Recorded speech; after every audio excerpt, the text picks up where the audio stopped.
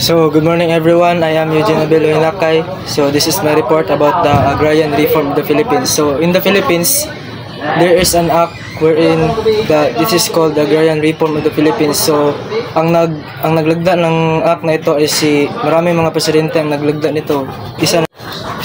Maraming mga presidente ang naglagda nito. Isa nito is si Gloria Macapagal Arroyo.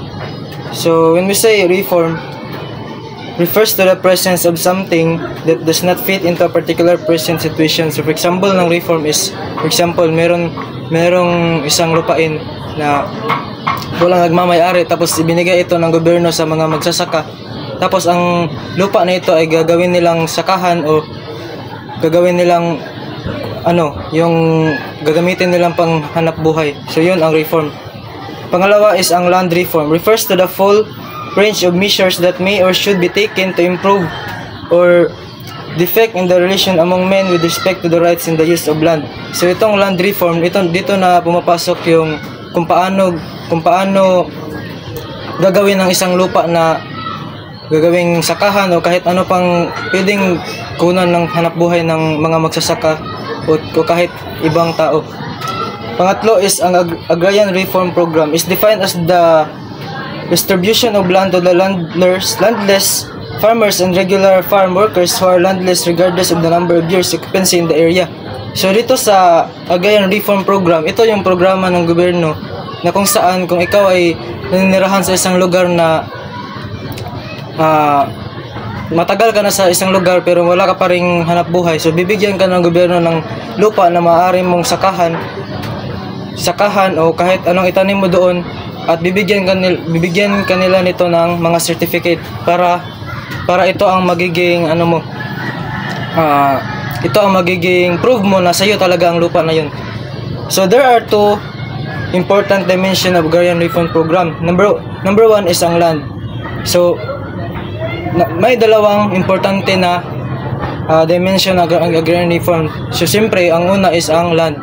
So dito sa land, ito yung gagamitin ng ang people, tumutukoy ito sa mga farmers, mga tao na walang hanap buhay. So, magkasama talaga itong land and people. So, yun lang. Maraming salamat. Good morning, everyone. My name is Jimel Flores. This is my topic for this morning. It's all about the components of agrarian reform program. Land distribution refers to the program of granting certificates of title to the farmers for the land they are tilling. Land distribution ay tumutukoy ito sa pag-distribute ng mga lupa sa mga farmers, sa mga magsasaka para meron silang sariling lupa at mabigyan sila ng government ng certificate of title to the farmers para sa kanila na talaga yung lupa na ibinigay ng mga government.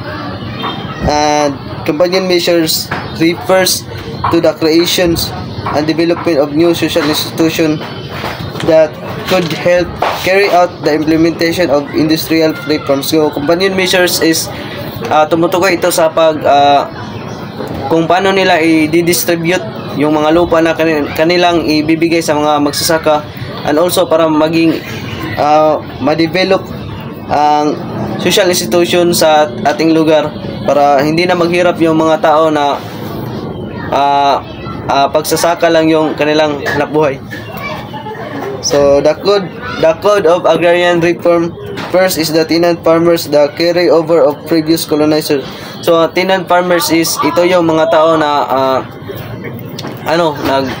nag-uupa lang sila ng mga lupain para makapagtanim ng kanilang mga produkto at para meron silang hanapbuhay. Agricultural wage earners, those who work in farming for salary. So ito yung mga tao na nagtatrabaho. Ito yung mga magsasaka na nagtatrabaho sa farm para meron silang pera para meron silang ipakain sa kanilang pamilya. And last is owner cultivator, the owner as well as the cultivator of its own land area. So ito yung mga taong na meron cultivator sa kanilang sariling lupain para mas mapabilis ang pag-cultivate ng kanilang lupain, para mas mapabilis din ang pagtanim ng mga produkto sa kanilang farm. Thank you very much. My report is all about land cover under the Agrarian Reform Program. First is tenanted areas. Presidential Decree Number 27 specified these areas worked by the tenants. Tenant areas describe a building or and that a person or organization pays rent to use.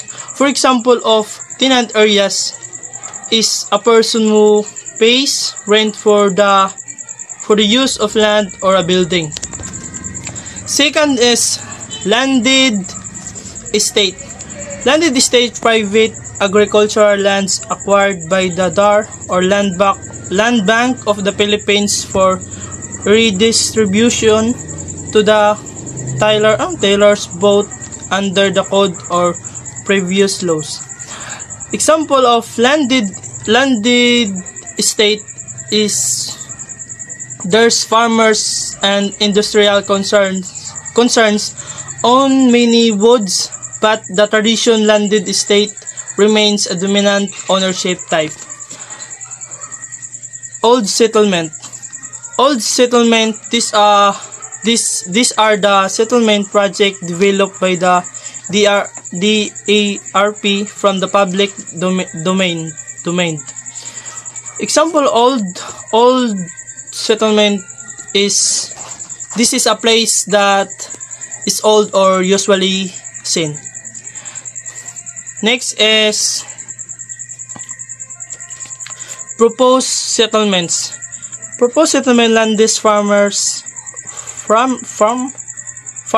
and former descendants who have not acquired lands from tenant areas are settled in these areas. For example, proposed of settlements, it is a town, city, village, or outpost. Proposed settlements are usually located near natural resources or close together for security.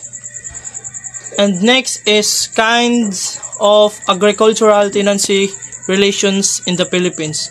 Shared tenancy.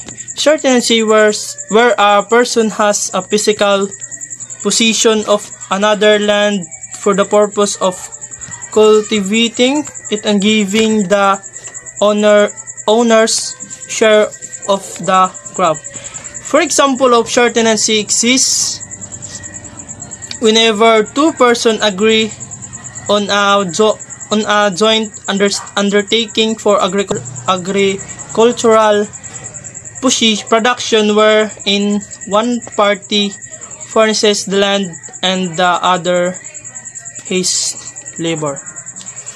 Second is leasehold tenancy.